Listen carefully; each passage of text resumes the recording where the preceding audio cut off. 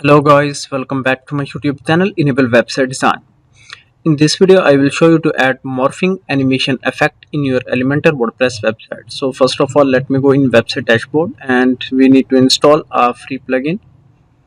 So you can go here and search for Sina extension for Elementor and then install this plugin. Let me scroll down. Here you can see 50,000 plus active installations with 5-star ratings. So before installing any plugin, you can check the ratings and reviews for plugin. Okay, now here you can go and check the widgets. So these are all the widgets that you can use. And now let me go back and click on edit with Elementor. So now Elementor page builder is loading. After that we can add a new section. Then click here plus button.